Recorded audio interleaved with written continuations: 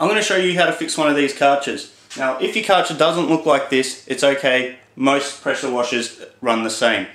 Now, there's a few issues with these. One of them might be that it has pulsating. Another issue is it might not have any pressure, or it might have both, no pressure and pulsating. Another issue might be that as you're pushing pressure onto the washer, say at 60%, it's running fine, but as soon as when you go to the high amounts of pressure at 100, it shuts off. First of all, with the pulsating, I'll explain how it does that, or why it does that.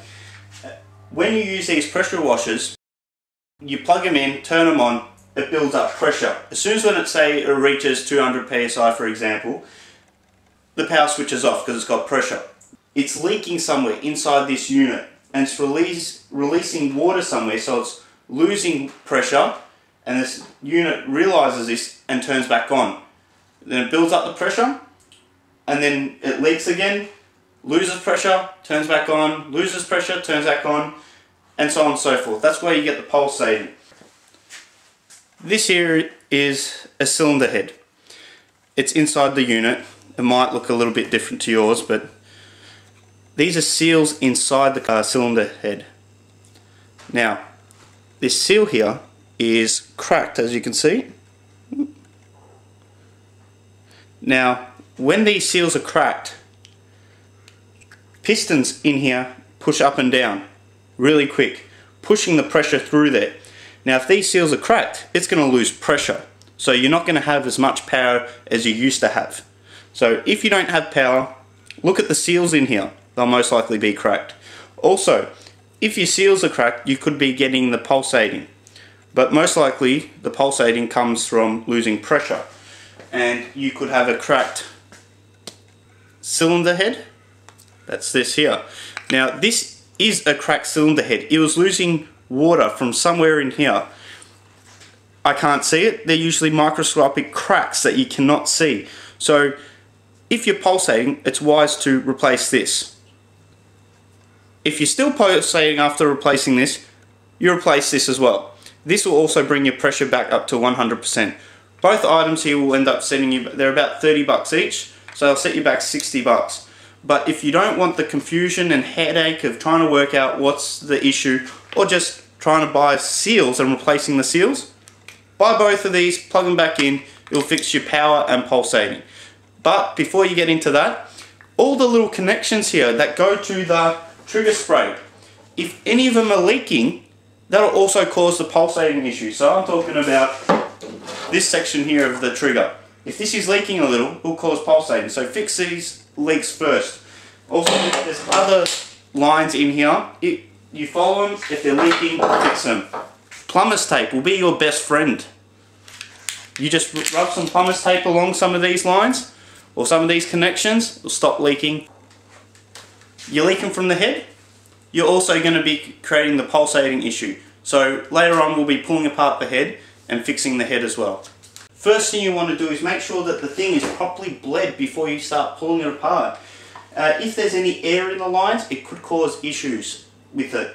So what you want to do is plug your water line in, have the unit switched off, and hold down the trigger for about 30 seconds to make sure all the air is out of the line. Make sure you've got a sufficient amount of water pressure going into the Karcher or water pressure, because if you don't have enough, it's going to cause issues once again. I'll just make it pulse right now.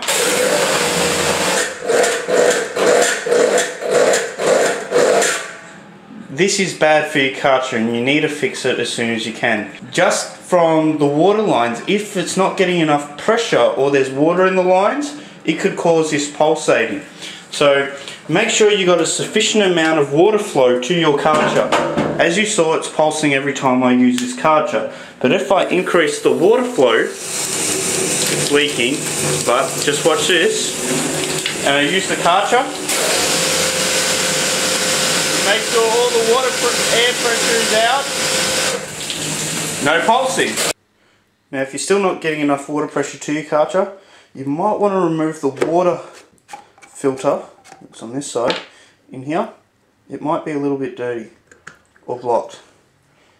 First step in working on one of these Karchers is making sure it's unplugged from the power point. Then you want to remove all the accessories, the gun that we'll be working on later.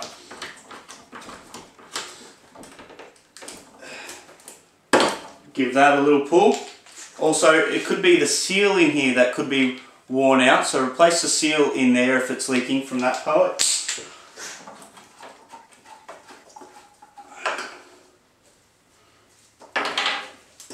Just the end of the hose, you don't need to remove the hose. And then spin it around. There's a screw here to undo the handle. Undo that. That's off. Then just give that a little knock out. That'll come out. Top comes off. Then you'll find some hex screws around the back. I've got 8 around, just undo them. I'm using a T15. I've actually undone these screws, save you guys some time. And then place the Karcher flat on the table, and you can take off the front cover. Ooh, before you take off the front cover, another accessory, put a flathead screwdriver in there, squeeze out, and that'll slide out. Okay, now you can take the cover off. Now you do have power lines connected to this, you can slide that out, and the plastic hose you can take off wherever you want to. Cover comes off completely. Now I want to remove the motor completely from this unit. So there's another 2 hex screws holding in place the motor.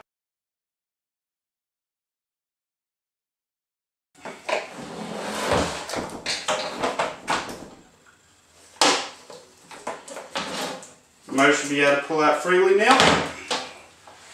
Put it upside down on the table.